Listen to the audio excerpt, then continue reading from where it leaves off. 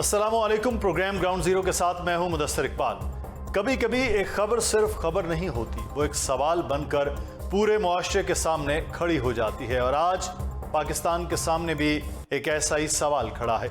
इस्लामाबाद के सबसे बड़े सरकारी अस्पतालों में शुमार होने वाले पिम्स में सिर्फ एक आग नहीं लगी, 14 नौमौलूद बच्चों की जिंदगियां बुझ गईं। वो बच्चे जिन्होंने अभी दुनिया को देखा भी नहीं था, जिनके हाथों में अभी जिंदगी की लकीरों भी वाज़ेह नहीं हुई थी, जिनके वालिदैन ने उन्हें 9 माह दुआओं, उम्मीदों और इंतज़ार के बाद गोद में लिया था। इनमें से 14 बच्चे एक ऐसी जगह पर जान से गए जहां उन्हें सबसे ज़्यादा महफूज होना चाहिए था। 26 अगस्त की सुबह पिम्स के mother and child health centre के तीसरे फ्लोर पर वाक़े नर्सरी में आग भड़क उठी। अस्पताल के मुताबिक उस वक्त 15 नौमौलूद मौजूद थे, जिनमें से सिर्फ एक को जिंदा बचाया जा सका।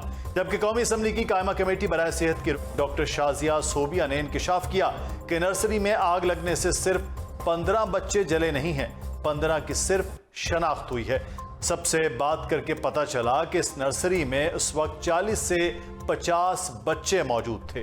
कल से हम सुन रहे हैं कि 14 से 15 बच्चे थे जो जले हैं, लेकिन वहां जाके हमें ये पता चला है कि वो 14-15 बच्चे नहीं थे, वो 40 से 50 से भी ऊपर बच्चे थे उस नर्सरी में। अस्पताल की इब्तदाई वजाहत में ऑक्सीजन पॉइंट्स के करीब चिंगारी और चंद लम्हों में आग की शिद्दत इख्तियार करने की बात सामने आई, जबकि वजीर सेहत ने इब्तदाई तौर पर एयर कंडीशन से चिंगारी निकलने की बात की। लेकिन अब तहकीकात के दौरान खुद ये सवाल उठ चुका है कि आखिर आग शुरू कहाँ से हुई। और यही वो मकाम है जहाँ यह वाक़या एक हादसे से बढ़कर निज़ाम की आजमाइश बनकर सामने आया है। क्योंकि अगर आग शॉर्ट सर्किट से लगी तो सवाल है कि बरकी निज़ाम की हालत क्या थी। अगर एयर कंडीशन वजह था तो क्या इसकी हालत पहले से मालूम थी? अगर ऑक्सीजन ने आग को चंद लम्हों में भड़काया तो क्या नौमौलूद बच्चों के वार्ड के लिए फायर सेफ्टी का खुसूसी निज़ाम मौजूद था? अगर ये आग चंद लम्हों में इतनी शदीद हो गई तो खुदकार फायर अलार्म, महफूज इमरजेंसी एग्जिट और फौरी इनखला का मौसर तरीका कहाँ था? और सबसे बड़ा सवाल, जब एक नौज़ायदा वार्ड में आग लगी तो बाहर निकलने और अंदर पहुंचने का रास्ता कितना महफूज था? क्योंकि यहाँ कहानियाँ मुख्तलिफ हैं।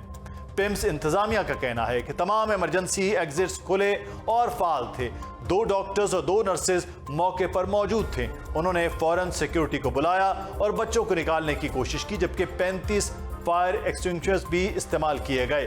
अस्पताल के मुताबिक एक बच्चे को नर्सरी से, जबकि 4 बच्चों को और 3 माओं को मुल्हिका कमरों से बचाया गया और इसी मंजिल से 73 दीगर मरीजों को भी निकाला गया। लेकिन दूसरी तरफ मुतासरा खानदानों और ऐनी शावे हैं कि दरवाजे बंद थे, धुआं इतना शदीद था कि अंदर पहुंचना मुमकिन नहीं था और मदद पहुंचने में ताखीर हुई। और अब इस मामले में एक निहायत अहम दस्तावेज सामने आई है। CDA की फायर रिपोर्ट के मुताबिक फायर और लाइफ सेफ्टी इंतजामात मतलूबा मयार के मुताबिक नहीं थे।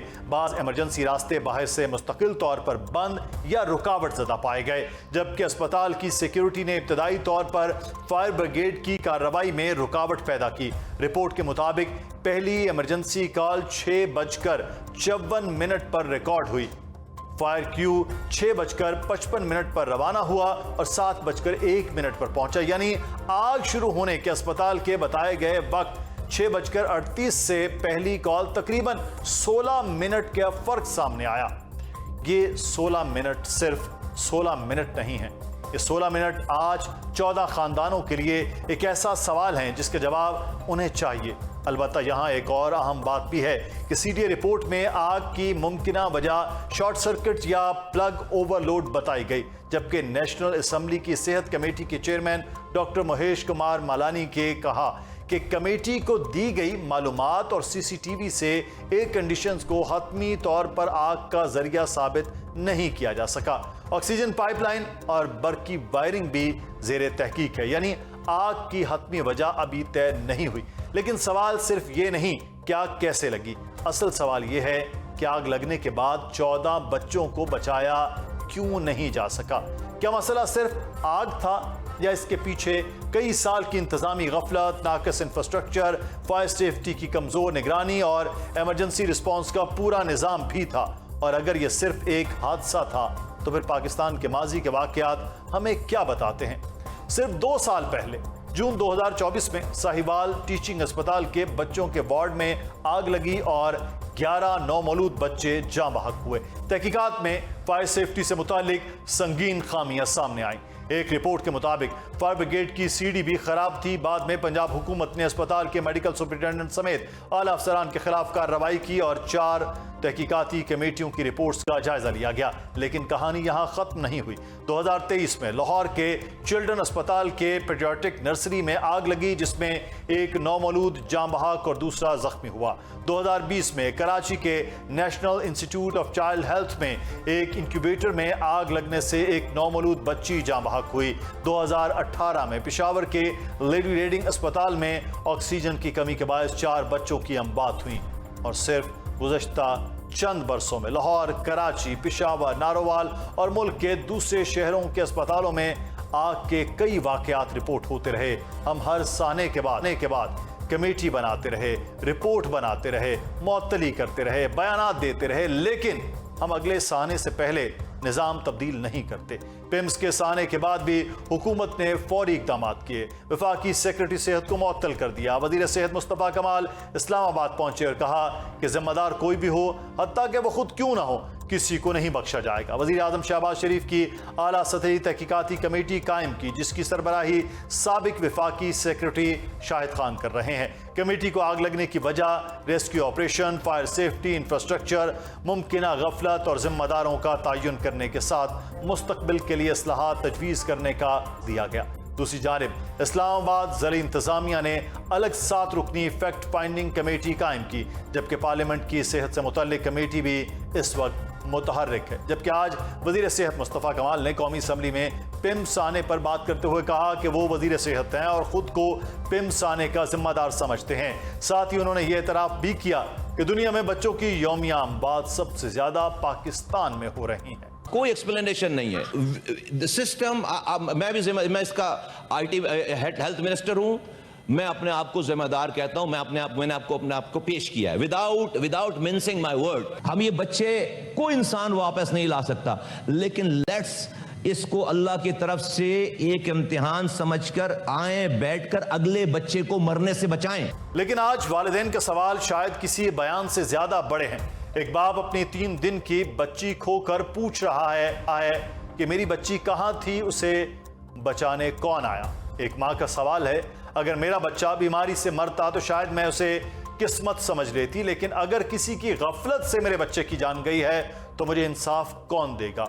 और उन वालिदैन के लिए 5 मिलियन रुपए का मुआवजा भी ऐलान कर दिया गया।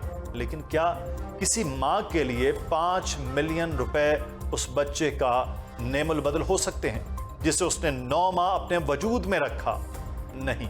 असल मुआवजा तो तब होगा जब जिम्मेदारी तय होगी, जब यह मालूम होगा क्या क्यों लगी, उसे रोकने का इंतजाम क्यों नहीं था, बच्चों को निकालने में क्या रुकावट थी, इमरजेंसी कॉल में ताखीर क्यों हुई, एग्जिट्स बंद या रुकावट ज़दा क्यों थे, और अगर पहले से फायर सेफ्टी के एतराज़ात या नोटिस मौजूद थे तो उन पर अमल दरामद क्यों नहीं हुआ।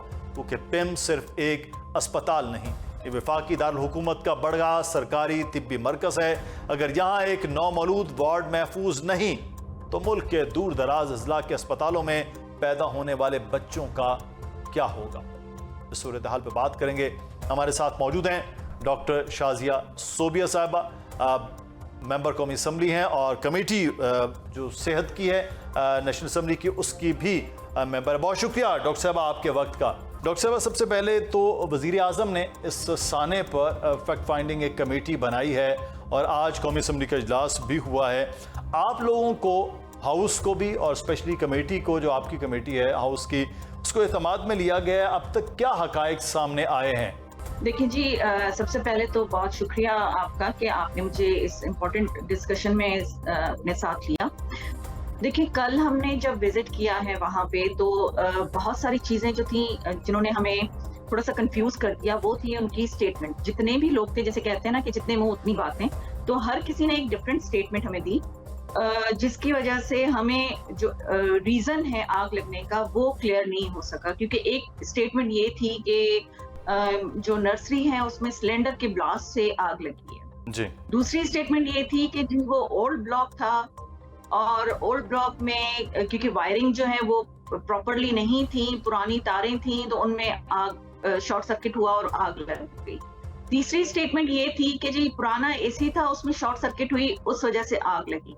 चौथी स्टेटमेंट ये आई कि जी वहां पे जो डस्टबिन होते हैं उनमें गार्बेज शॉपर्स जो होती हैं वो डली हुई थी और उनकी वजह से आग लगी। और पांचवी स्टेटमेंट ये थी कि इंक्यूबेटर से आग लगना शुरू हुई और फौरन ही सारे इंक्यूबेटर्स में आग लगी। तो हमने वहां पे ये क्वेश्चन किया कि अगर इस तरह से हुआ है और आप ये कह रहे हैं कि आपने कोशिश की है बच्चों को बचाने की और आप लोगों ने रेस्क्यू भी किया है बच्चों को, तो उनमें से जो जितने भी लोग हमने देखे हैं तो उनमें से ना तो किसी को कोई इंजरी हुई है, ना कोई झुलसा है, ना किसी को कोई चोट लगी है बच्चों को बचाने में।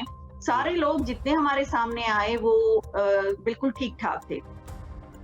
तो रीजन का पता नहीं चल सका।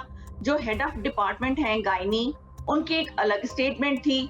तो यहाँ से ही एक चीज स्टार्ट होती है कंफ्यूजन की। और मैं समझती हूँ कि हमें क्योंकि जैसे मिनिस्टर साहब ने आज भी ये स्टेटमेंट दी कि आज शाम तक इंक्वायरी की रिपोर्ट आ जाएगी, तो हम इंतजार कर रहे हैं कि रिपोर्ट आ जाए तो उसके बाद ही हम कोई बात कर सकते हैं, क्योंकि डिफरेंट स्टेटमेंट्स में कंफ्यूजन ही हो रही है। और दूसरी बात ये कि हमारी इसमें डॉक्टर साहब एक और जो चीज थी, ये कमेटी जो फैक्ट फाइंडिंग के लिए है जो वज़ीर आज़म ने बनाई वो अपनी जगह पर मौजूद है, लेकिन दूसरी कमेटी हाउस की आपकी और आप लोगों ने महेश मलानी साहब ने आपने विजिट किया, आपकी कमेटी ने भी उस वक्त भी आपने कहा कि वो जो नुकसान बताया जा रहा है लेकिन जो आप खुद गए हैं वो देखा है वो बहुत बड़ा है। इससे इस बात पे कितनी आप इस बात पे कायम है कि बहुत बड़ा नुकसान है?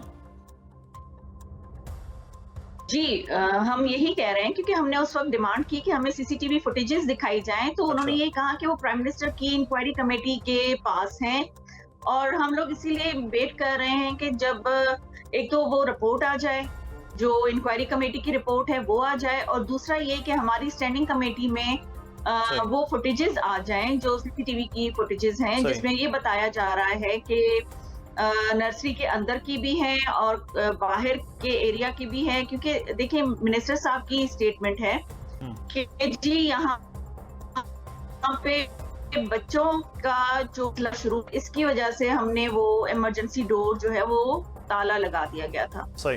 तो अगर ऐसा कुछ था तो जो इंतजामिया है पिम्स की, उन्होंने उस पे क्या जो है वो इंतजामात किए या इकदामात लिए कि बच्चे चोरी होने के। डॉक्टर साहब एक और जो इम्पोर्टेंट मामला है जो आपका बयान है वो बहुत ज़्यादा डिस्कस हो रहा है। आपने बात की कि नर्सरी में जिन बच्चों की शनाख्त हुई है वो 14 से 15 बच्चे हैं, लेकिन वहाँ बताया गया कि 40 से 50 बच्चे हैं। ये आप इस बयान पे हैं कि 40 से 50 बच्चे हैं थे उस वक्त जब ये सान्या हुआ, क्योंकि आपने यही 40 से 50 बच्चों के हवाले से कोट किया। देखिए जी, जिस टाइम पे हमने विजिट किया है उस वक्त तो वहाँ पे कुछ भी नहीं था। अच्छा। लेकिन वो हालात ऐसे नहीं थे या वहाँ पे अंधेरा था या वहाँ पे उन्होंने सही से हम लोग चेक नहीं कर सके। लेकिन जो डिफरेंट स्टेटमेंट्स जो वहाँ के कुछ एम्प्लॉयज हैं या कुछ और सोर्सेज हैं और कुछ अटेंडेंट जो थे जिन्होंने ये विटनेस किया है कि हम वहाँ थे और वहाँ पे 15 से ज्यादा बच्चे थे, जिनमें से हो सकता है कि 40 भी हों, 30 भी हों। तो ये वहाँ पे जो डिफरेंट स्टेटमेंट्स हमने पेशेंट के अटेंडेंट से बात की, और एक पेशेंट की अटेंडेंट ऐसी थी जिन्होंने कहा कि हमारा बच्चा कुछ टाइम वहाँ पे रहा था, उसके बाद नई जो नर्सरी है वहाँ पे शिफ्ट हुआ है। तो अकॉर्डिंग टू हर कि वहाँ पे 15 से ज्यादा बच्चे थे। डॉक्टर साहब मैं ये जानना चाह रहा था कि जैसे आपने अहमद मीर साहब के प्रोग्राम में, तला साहब के प्रोग्राम में 40 से 50 का वो जो फिगर आपने कोट किया वो हर जगह पर वो कोट हुआ, क्योंकि आप खुद एक जिम्मेदार मेंबर असम्बली हैं और डॉक्टर हैं। ये 14 से 15 है फिगर या हुकूमत इसको अंडर रिपोर्ट कर रही है या वाकई वो 40 से 50 है जिसका जिक्र आप कर रही हैं? देखिए जी मुदस्सिर, ये चीजें तो अब जो उस वक्त और स्पॉट जो पहुंचे थे और जिस वक्त ये हादसा हुआ है उस वक्त लोग पहुंचे थे, या तो ये कंफर्म जो है रेस्क्यू वाले कर सकते हैं, या जो लिस्ट हमने उनसे मांगी है उसमें आ सकती है, या फिर जो ये इंक्वायरी कमेटी है वो बता सकती है कि कितने लोग हैं। लेकिन जो वहां पे डिफरेंट लोगों से हमें स्टेटमेंट, जिनमें रिलेटिव्स भी थे, जिनमें वहां पर काम करने वाले बहुत सारे लोग थे, उनसे मुलाकात करने में हमें ये पता चला है कि 15 बच्चे सिर्फ नहीं थे, 15 से ज्यादा थे। वो 30 भी हो सकते हैं, वो 40 भी हो सकते हैं। सोशल मीडिया पे बहुत ज्यादा बात हो रही थी कि डॉक्टर इमरान सिकंदर को नहीं हटाया जा सकता। एडीपीएम्स बहुत ज्यादा पावरफुल आदमी हैं कि वो नहीं हट सकते, वजीर सेहत भी हट सकते हैं। देखिए, वो इतने पावरफुल हैं कि वजीर सेहत तो, मिनिस्टर हेल्थ भी हट जाएंगे, सेक्रेटरी हेल्थ भी हट जाएंगे, लेकिन ईडी साहब वहीं रहेंगे। तो आप सोच सकते हैं कि माफिया कितना इन्फ्लुएंस कर रहा है और कितना प्रेशर दे रहा है। अब सबसे पहले उस माफिया को देखना होगा और फिर ही हम सिस्टम को सही कर सकते हैं, अदरवाइज ये प्रॉब्लम्स जो हैं वो होती रहेंगी। सही। अच्छा डॉक्टर साहब, ये कोई पहला वाकया नहीं है, बहुत बड़ा सान्या है। इससे पहले भी हमें अभी रिसेंट को 2 साल पहले हमने देखा कि साहिवाल में आतिशज़दगी का वाकया हुआ। उससे पहले ऑक्सीजन की वजह से लेडी रीडिंग अस्पताल पेशावर में ये वाकया हो चुका, पाकपतन में भी इस किस्म का वाकया हुआ, जी में भी इस तरह का सान्या हो चुका है। वहाँ पे भी बच्चों के वार्ड में ये मामला हुआ। ये सरकारी हॉस्पिटल का ये कोई वतीरा हो गया है कि हम इस किस्म के ही वाकयात, इस किस्म के सान्यात में हो जाने। ये क्यों ऐसा होता है? नेग्लिजेंस है, जिम्मेदारी नहीं होती, या सरकारी इदारों की तरह हॉस्पिटल जो बहुत सेंसिटिव है उसको भी वैसे बाकी इदारों की तरह ही ट्रीट करने की आदत होगी? मुदस्सिर, यहाँ पे मैं आपको एक चीज का बताती हुई चलूं कि ये डिफरेंट वाकयात हैं, इनसे हमें कुछ सीखना चाहिए। इसी चीज को हाईलाइट करने के लिए हमने हमारी स्टैंडिंग कमेटी में एक इशू हाईलाइट हुआ था, जिसके बेसिस पे चेयरमैन कमेटी ने सब कमेटी बनाई थी Islamabad health care regulating authority पे, जिसकी मीटिंग्स हुई और उसमें ये इंकशाफात हुए कि इस्लामाबाद में 2000 से, और ये बारहा मैंने फ्लोर ऑफ द हाउस ये क्वेश्चन रेज किया है IHRA के रिलेटेड, बहुत सारी दफा ये मैंने क्वेश्चन रेज किया है। वहां पे हमें ये इंकशाफ होता है कि जी 2000 से ज्यादा इस्लामाबाद टेरिटरी के अंदर हॉस्पिटल्स हैं, चाहे वो बड़े रेप्यूटेबल हॉस्पिटल हों या छोटे GP क्लिनिक्स हों। 2000 हैं हॉस्पिटल्स, और उसके अलावा 200 से ज्यादा लेबोरेटरीज हैं, छोटी बड़ी सब लेबोरेटरीज, लेकिन किसी के पास भी लाइसेंस नहीं है। क्योंकि Islamabad health care regulating authority जो है वो फंक्शनल ही नहीं है। तो जब आपके इंस्पेक्शंस नहीं होंगे, आप हर कोई घर से नाराज होगा, एक हॉस्पिटल बना लेगा, एक लेबोरेटरी बना लेगा, एक क्लिनिक बना लेगा, और उसकी कोई अकाउंटेबिलिटी नहीं होगी। सारी अकाउंटेबिलिटी जो है वो पॉलिटिशियंस के लिए है, वो मेंबरान्स के लिए, पार्लियामेंट्री मेंबर्स के लिए है। लेकिन जो इस तरह की चीजें कर रहे हैं, या जो रेगुलेटिंग अथॉरिटीज हैं, उनकी अकाउंटेबिलिटी नहीं होगी, वो फंक्शनल नहीं होंगे, तो इस तरह के सान्यात रोजाना बेसिस पे हो सकते हैं। और वही हमने रिपोर्ट पिछले साल हमने वो रिपोर्ट सबमिट कराई थी 2025 में, लेकिन उस पे कोई एक्शन नहीं हुआ। और फिर मिनिस्टर साहब ने कहा कि मेरे पास ऐसी कोई रिपोर्ट नहीं पहुंची है। हमने पर्सनली मिनिस्टर साहब को वो रिपोर्ट दी, लेकिन मिनिस्टर साहब ने कहा कि विदिन 3 months इस पे एक्शन लेंगे, और इस अथॉरिटी को मेरे ख्याल में अब 5 से 6 महीने हो गए हैं, लेकिन वो अथॉरिटी फंक्शनल नहीं हुई है, क्योंकि उसमें जो बोर्ड के मेंबर्स हैं वो इतने इन्फ्लुएंस्ड हैं कि वो वहां पे किसी बंदे को काम करने नहीं दे रहे हैं, ना वो किसी डॉक्टर साहब, ये तो पूरा एक अलग इशू है जो हम चाहेंगे कि इस इशू पे, मतलब ये तो एक सान्या हुआ है। आपने बताया कि 2000 हॉस्पिटल्स और 200 से ज्यादा लेबोरेटरीज हैं, और किसी के पास जो है वो प्रॉपरली उनके पास सर्टिफिकेट नहीं, उनके पास लाइसेंस नहीं है। ये तो पूरा बिल्कुल अलग इशू है जिस पे हम चाहेंगे कि इस पे बात करें। आज एक सान्या है, कल कोई ऐसा सान्या ना हो, और हुकूमत के वजीर कह रहे हैं कि उनके पास ऐसी कोई रिपोर्ट ही नहीं है। बहुत शुक्रिया। डॉक्टर शाजिया सोबिया साहबा हमारे साथ मौजूद थी। इस गया उन माओं की गोद उजड़ गई, लेकिन उनका सिर्फ एक ही सवाल है कि उनके बच्चों के खून का और उनको हिसाब कौन देगा। Welcome back. आज़ाद कश्मीर में गैर मामूली सूरत हाल के दौरान बिलाखिर आज नए वजीर आज़म का इंतखाब हो गया। टेक्नोक्रेट सीट पर मुंतखब होने वाले बैरिस्टर इफ्तिखार गिलानी आज़ाद कश्मीर के नए वजीर आज़म मुंतखब हो गए। आज़ाद कश्मीर पहले ही एक गैर मामूली सियासी सूरत हाल से गुजर रहा है। हुकूमत को मुख्तलिफ महाजों पर चैलेंजेस का सामना है। सियासी जमातों के अंदर इख्तलाफात मौजूद हैं और अवामी सतह पर भी बेचैनी और सियासी फैसलों पर बहस जारी है। ऐसे माहौल में वजीर आज़म की तब्दीली और नए वजीर आज़म का इंतखाब यकीनन एक बड़ी सियासी पेशरफ्त है, लेकिन इस इंतखाब की खास बात सिर्फ ये नहीं कि बैरिस्टर इफ्तिखार गिलानी वजीर आज़म बन गए हैं, बल्कि खास बात यह है कि वो आम इंतखाबात में कामयाब होकर असम्बली में नहीं पहुंचे थे। वो आम इंतखाबात में अपनी सीट हार गए थे, लेकिन फिर उन्हें टेक्नोक्रेट नशिस्त के जरिए ऐवान में लाया गया और वजीर आज़म के मनसब के लिए मुंतखब कर लिया गया। यहीं से आज़ाद कश्मीर की सियासत में एक नई बहस शुरू होती है, क्योंकि इस फैसले के साथ मुस्लिम लीग नून आज़ाद कश्मीर के अंदर भी इख्तलाफात खुलकर सामने आ गए। पार्टी के सदर शाह गुलाम कादर ने वजीर आज़म के इंतखाब में वोट नहीं दिया, जबकि मरकजी क़यादत के इस फैसले पर राजा फारूक हैदर और शाह गुलाम कादर ने इजलास का बायकॉट भी किया था। यानी वजीर आज़म के इंतखाब के साथ ही सिर्फ अपोजिशन नहीं, खुद हुक्मरान जमात के अंदर से भी सवालात और तहफ़्फ़ुज़ात सामने आ गए।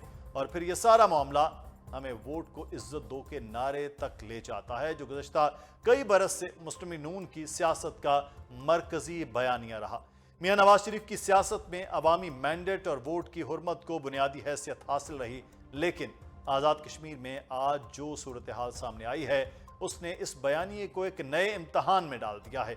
एक शख्स जो अवाम के बराह रास्त वोट से इलेक्शन नहीं जीता, टेक्नोक्रेट नशिस्त के जरिए असम्बली में आता है, फिर वजीर आज़म मुंतखब हो जाता है और दूसरी तरफ उसी जमात के अहम मुंतखब रहनुमा इस फैसले से इख्तलाफ करते हुए इंतखाबी अमल से अलग रहते हैं, तो आज बहस सिर्फ बैरिस्टर इफ्तिखार गिलानी के वजीर आज़म बनने की नहीं, बहस इस पूरे सियासी तरीक़ाकार की है। क्या इक़्तिदार के फैसले अवाम के वोट से तय होते हैं या पार्टी क़यादत के फैसलों से? क्या इंतखाबी मैंडेट सिर्फ असम्बली तक पहुँचने के लिए ज़रूरी है, वज़ारत उज़्मा तक पहुँचने के लिए नहीं? और अगर वोट को इज्जत दो एक उसूल है, तो फिर उस उसूल का इत्तलाक आज़ाद कश्मीर में भी इसी शिद्दत के साथ होना चाहिए था जिस शिद्दत से इसे पाकिस्तान की सियासत में पेश किया जाता रहा है। अब सवाल यह है कि वोट और क़यादत के फैसलों के दरमियान असल ताकत किसके पास है? बैरिस्टर इफ्तिखार गिलानी टेक्नोक्रेट की सीट पर वजीर आज़म तो बन गए हैं, लेकिन इस अमल से जो उनकी पार्टी के अंदर इख्तलाफात देखे जा रहे हैं, इसके बाद इस हुकूमत का मुस्तकबिल क्या होगा, सब पर बात करेंगे। हमारे साथ मौजूद हैं सरदार इमरान आज़म साहब, 365 के कश्मीर डेस्क के हेड है। बहुत शुक्रिया इमरान साहब आपके वक्त का। ये हुआ क्या है कि मुंतखब होने वाले मेंबरान असम्बली, एक साबिक वजीर आज़म उनका नाम चल रहा था, फिर एक तारिक फारूक साहब वो स्पीकर बन गए, शाह गुलाम कादर इस दौड़ में सबसे आगे नज़र आ रहे थे क्योंकि वो सदर थे पार्टी के, लेकिन इफ्तिखार गिलानी साहब इलेक्शन हार के वजीर आज़म बने। हुआ क्या है इसमें? मुदस्सिर इकबाल साहब, बड़ी दिलचस्प सूरत हाल ये है कि शाह गुलाम कादर साहब पार्टी के सदर थे, वो इग्नोर हुए। उनसे पहले जो पार्टी के सेक्रेटरी जनरल हैं चौधरी तारिक फारूक साहब, वो इग्नोर हुए और फिर उन्हें ज़ाहिर स्पीकर बना के एक तरफ कर दिया गया। फारूक कादर साहब जो साबिक वज़ीर आज़म हैं, पहले से पार्टी के सदर भी रहे, वो भी इस दौड़ में शामिल थे कि वो वज़ीर आज़म बन जाएंगे। लेकिन हुआ ये कि जनाब जो इफ्तिखार गिलानी साहब हैं, ये इलेक्शन हार गए मुजफ्फराबाद से, अल्ले शायद 29 है शहर कालका, और ये पहली दफ़ा इलेक्शन नहीं आ रहे, ये 2021 के इलेक्शन भी आ रहे थे और अब 2026 के इलेक्शन भी आ रहे।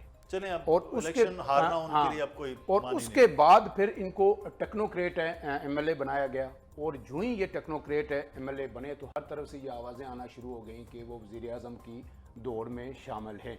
क्योंकि बड़ा एक तरह से जो हमारे ज़राए बताते हैं कि जब भी ये इंतखाबात हुए और वो हारे जिस दिन इलेक्शन, तो नून लीग की जो क़यादत है ख़ास करके जो लाहौर के अंदर है, उन्होंने बड़ा एक तरह से मातम बनाया कि ये क्या हुआ, बैरिस्टर साहब हार गए, क्यों हारे, क्या हुआ। लेकिन ये वो वाहिद खुशकिस्मत शख्स हैं आज़ाद कश्मीर की पार्लिमानी तारीख में कि जो इलेक्शन हारने के बाद टेक्नोक्रेट पे आए और फिर वज़ीर आज़म बने। इससे पहले सरदार अब्दुल कयूम साहब टेक्नोक्रेट पे वज़ीर आज़म बन चुके हैं 1991 में, लेकिन वो इलेक्शन नहीं लड़े थे, वो सदर थे उस वक्त, उन्होंने इलेक्शन नहीं लड़ा था और सदर जब उन्होंने इस्तीफ़ा दिया फिर आए वो इलेक्शन। तो ये वो हैं जो इलेक्शन हारने के बाद भी आए और अब ये वज़ीर आज़म बन गए। आज इन्हें जो है लेकिन अच्छा चलें, आपने वो माजी 30 की वोट बात मिले। कर ली है, तो मैं माजी की बात में भी एक तो आपने बात कर ली है अब्दुल क़य्यूम साहब की, सरदार अब्दुल क़य्यूम की। फिर एक और वाक़या भी, अब देखें एक जूनियर को वज़ीर आज़म बना दिया गया, एक सदर के। सरदार इब्राहिम साहब का भी तो यही मामला था ना कि ये- उस वक्त जो है पार्टी वो सदर थे। जी, पार्टी सदर थे और मतलब वो लीड कर रहे थे, फिर राठौर साहब को वहाँ बनाया गया। उस वक्त भी ये हुआ। अभी जो यासीन साहब थे, अभी हालिया में बात बिल्कुल कर रहा यही हूँ, हुआ। फैसल मुमताज़ राठौर साहब एक वज़ीर आज़म का बेटा भी वज़ीर आज़म बन गया, फिर भी वो रहे। तो इतना अब वावेला है और इतना शोर क्यों है कि अगर कोई बन गया है ना, ये बन गया, लेकिन जो उस वक्त जो सरदार इब्राहिम साहब का मामला था वो इसलिए ज़्यादा शोर बना कि उसके पीछे 10 साल पूरा एक जिदोजहद थी। मार्शल्ला में पीपल्स पार्टी ने स्ट्रगल की। उस वक्त लाड़काना के अंदर पीपल्स पार्टी की जो भुट्टो साहब की बरसी बनती थी, फिर रवलाकोट के अंदर। लेकिन जब 10 साल बाद पीपल्स पार्टी को आज़ाद कश्मीर में इक़्तिदार मिला तो जो मुमताज़ राठौर साहब हैं उन्हें बना दिया गया। लेकिन वो मुंतखिब थे, मुंतखिब होकर आए थे और उनका कदकाठ पार्टी के अंदर बड़े लीडर्स में उनका शुमार होता था।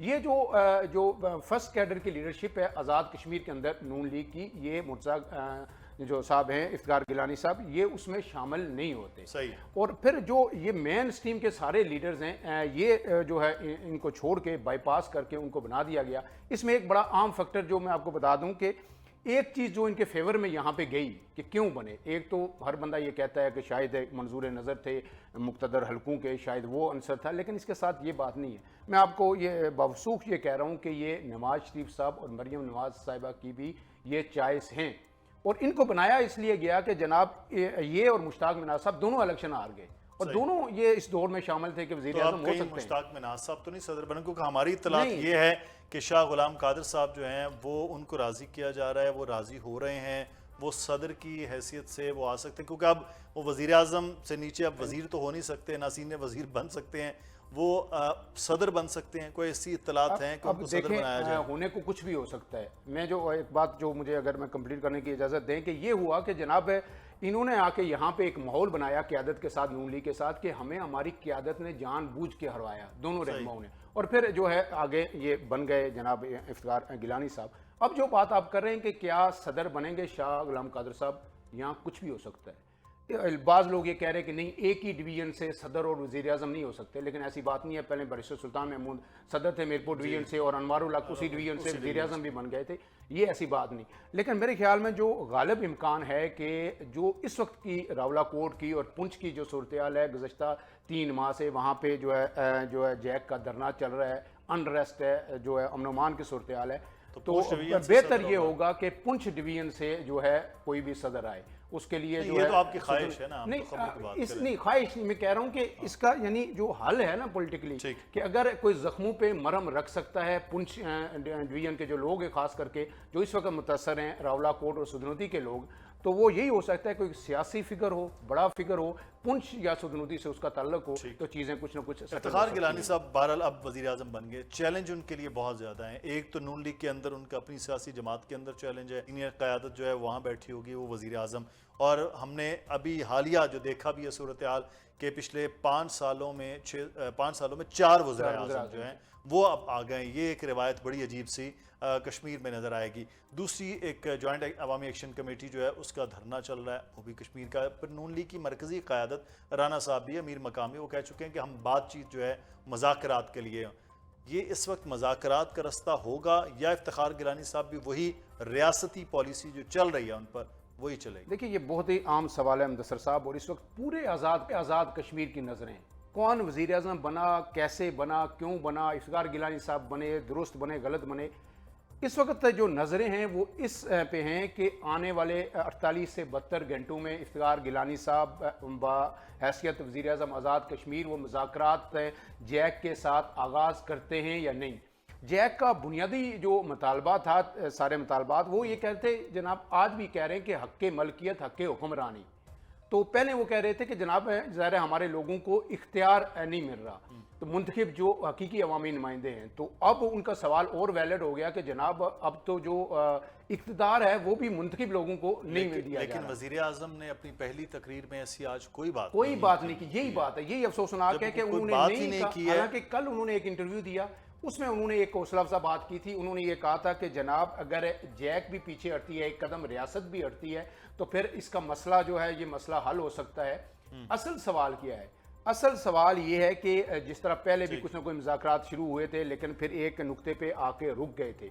अब रियासत की जो गुज़श्ता 3 माह से 9 जून से 10 जून से ये धरना जारी है और आज 2 माह 18 दिन हो गए। वो पॉलिसी सबके सामने वाजे है कि अब तक जो भी जब भी लोगों ने आगे आने की कोशिश की, लॉन्ग मार्च की कोशिश की, रावलाकोट से मुजफ्फराबाद की जानिब, ताकत का इस्तेमाल किया गया और उसमें सिक्योरिटी फोर्सेस के एहलकारों समेत जो सादम हुआ, 110 लोग आज तक जो है वो और अब देखना भी है जाने कि गवा अब चुके। मुंतखब नई हुकूमत आई है, वो क्या करती है, ये बड़ा इंपॉर्टेंट ये है कि पॉलिसी में तब्दीली आती है या नहीं, ये सबसे इमरान साहब बहुत शुक्रिया, आप हमारे साथ मौजूद थे। कश्मीर डेस्क के पिछले दिनों में हमने भी भरपूर इनसे मदद तलब करते रहे हैं।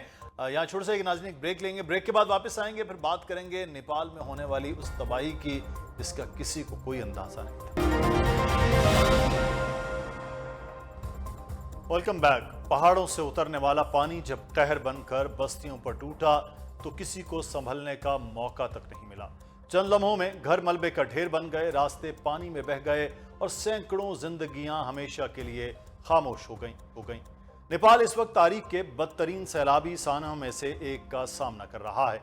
इस हौलनाक कुदरती आफत के नतीजे में अब तक 538 अफराद जान की बाजी हार चुके, जबकि 1000 से ज्यादा अफराद ताहाल लापता हैं। नेपाल और चीन के सरहदी इलाके में आने वाले सैलाब ने दरिया भोटेकोशी के पूरे निज़ाम को अपनी लपेट में ले लिया। लेकिन सवाल यह है कि आखिर ये तबाहकुन सैलाब आया कैसे? बीबीसी की रिपोर्ट के मुताबिक नेपाल के इलाके में वाक़े लॉन्गटोंग लेबरिंग पहाड़ के करीब 5000 मीटर से ज़ायद बुलंदी पर मौजूद ग्लेशियर का एक बड़ा हिस्सा अचानक टूटकर नीचे आ गिरा। बर्फ और चट्टानों का यह तोहफे तौदा लैंडे खोला नामी नदी में जा गिरा, जो आगे दरियाए भोटेकोशी में शामिल होती है। ग्लेशियर के टूटने के बाद बर्फ, चट्टानों, कीचड़ और पानी की एक जबरदस्त लहर पैदा हुई और यही रेला दरिया भोटेकोशी के रास्ते में आने वाली आबादियों की तरफ इंतहाई तेजी से बढ़ा। इस सैलाबी रेले ने रास्ते में आने वाली आबादियों, सड़कों, पुलों, हाइड्रोपावर मंसूबों और दीगर अहम तंसीबात को शदीद नुकसान पहुंचाया। कई इलाकों में राब्ते मुनक़ता हो गए, जबकि हजारों अफराद को महफूज मकामात पर मुंतकिल किया गया। ताहम दुश्वार गुजार पहाड़ी इलाके और मवासलाती निज़ाम की तबाही इमदादी कार्रवाइयों को मजीद मुश्किल बना रही है। सूरत हाल उस वक्त मजीद तशवीशनाक हो गई जब सैलाब के नतीजे में मलबे के बायस एक बड़ी झील बन गई और इसमें पानी की सतह बुलंद होने लगी। खदशा पैदा हुआ कि अगर ये झील अपनी हदों से बाहर निकलती है या इसका कुदरती बंद टूट जाता है तो एक और तबाहकुन सैलाबी रेला नीचे की जानिब आबादियों को अपनी लपेट में ले सकता है। इस खतरे के बायस हुक्काम ने सूरत हाल पर मुसलसल नजर रखी हुई है और रेस्क्यू टीमों के भी इंतहाई एहतियात के साथ काम करना पड़ रहा है। अहम बात यह है कि नेपाल में आने वाली यह तबाही सिर्फ एक मुल्क का अलमिया नहीं, बल्कि पाकिस्तान जैसे मुल्क के लिए भी एक संजीदा वार्निंग है। पाकिस्तान के लिए यह किसी खतरे से कम नहीं है, क्योंकि नेपाल जिस पहाड़ी सिलसिले पर वाक़ है इसमें पाकिस्तान भी शामिल है। लेकिन तशवीश की बात यह है कि पाकिस्तान हिमालय के अलावा हिंदुकश और कराकरम के पहाड़ी सिलसिले पर वाक़ है और हिमालय के अलावा दोनों पहाड़ी सिलसिलों पर भी ऐसी ही झीलें और ग्लेशियर्स मौजूद हैं। आखिर नेपाल में इस तबाहकुन सैलाब की असल वजह क्या है? ग्लेशियर कैसे टूटा और दरियाए भोटेकोशी में आने वाले इस इतनी बड़ी तबाही कैसे मचाई है? कितने लोग अब भी लापता हैं? ये हमारे साथ नेपाली सहाफ़ी मौजूद हैं। Vinod, thank you so much, आपने वक्त दिया। सबसे पहले तो पूरे पाकिस्तान की तरफ से, हमारी न्यूज़ टीम की तरफ से एक तो बहुत ज़्यादा दुख है जो नेपाल में लोगों की जान गई और इतना बड़ा नुकसान हुआ है। सबसे पहले तो पूरा पाकिस्तान नेपाल के उन लोगों के साथ है, आप लोगों के साथ हैं। दूसरा, मुझे ये बताइएगा कि इस वक्त सिचुएशन क्या है वहाँ पे, करंट सिचुएशन, कितने लोगों का डेथ टोल बताया जा रहा है, मिसिंग पर्सन्स कितने लोग हैं और अब वहाँ सिचुएशन क्या है इस वक्त? जी सर, जो वेडनेसडे को जो तिब्बत चाइना के साइड से जो ग्लेशियर कोलैप्स होकर बाढ़ आई नेपाल में भोटेकोशी रिवर में, उसके बाद अभी तक करीबन 600 लोगों की लाशें बरामद हुई है। अच्छा। और 1500 से ज़्यादा लोग बेपत्ता है, गायब है। हम्म, और रेस्क्यू एफर्ट्स अभी चल रही है। नेपाली सेना, नेपाल प्रहरी, Nepal police, arm police force सभी रेस्क्यू ऑपरेशन में लगे हुए हैं। अभी तक तो सिचुएशन बहुत बहुत नाजुक है। सही। अच्छा विनोद, एक चीज़ आपसे, ये कुछ एक्सीडेंटली हुआ, अचानक हुआ, कोई इस पे कोई इंडिकेशंस नहीं थी कि ऐसा हो सकता है? मोस्टली जुलाई एंड अगस्त में बारिशें भी बहुत होती हैं और इस तरह के ग्लेशियर्स का भी होता है, तो क्या कोई ऐसी इंडिकेशन थी कि ऐसा हो सकता है या सडनली ये सब कुछ हुआ है? ये सडनली हुआ है। जो तिब्बत चाइना के साइड में जो ग्लेशियर था, वो ग्लेशियर कोलैप्स हो गया और ग्लेशियर बर्स्ट होके अचानक से इतनी तेज रफ्तार से बाढ़ आई कि उसमें को संभलने के लिए कोई टाइम ही नहीं बचा। इसमें पूर्व जानकारी तो नहीं थी। इतने बिग स्केल का ये जो ट्रेजेडी होगा, ऐसे होगा, ये किसी को अंदाजा नहीं था। ये अचानक से हुआ। ये तिब्बत में जो ग्लेशियर कोलैप्स हुआ, वहां से तेज रफ्तार से बाढ़ आई और उसने सब तबाही मचाई दी। एक चीज़ जो है, नेपाल वो भी हमाला में, पाकिस्तान का भी बहुत सा हिस्सा नेपाल, कश्मीर है, इंडिया है, ये पूरा रीजन है जो हमाला के साथ है। और यहाँ यही सिचुएशन पिछले साल भी नज़र आई, इस साल भी वो नज़र आ रही है। आपने तो जॉइंट एक एफर्ट इस पूरे रीजन को करना होगी कि इस किस्म के जो चीज़ें हैं उससे रोका जाए। क्लाइमेट चेंज के लिए अपनी एफर्ट्स, इस चीज़ की ज़रूरत नहीं आप महसूस करते कि इस रीजन को अब कम से कम इस पे तो ज़रूर इकट्ठा होना चाहिए क्लाइमेट चेंज के लिए और अपने आने वाले लोगों को बचाने के लिए? जी, इसमें कलेक्टिव इफर्ट ही काम आता है, क्योंकि ये हिंद कुश पर्वतमाला जो है, हिमालयन रीजन के जो है, पाकिस्तान है, नेपाल है, और इंडिया में, भूटान में, सबका असर तो सब कंट्री में पड़ता है। तो इसलिए इसमें कोई एक कंट्री का उतना ज्यादा रोल नहीं होगा। इसमें कलेक्टिव एफर्ट जो है, हम लोग मिलजुल कर ही इसका मुकाबला कर सकते हैं।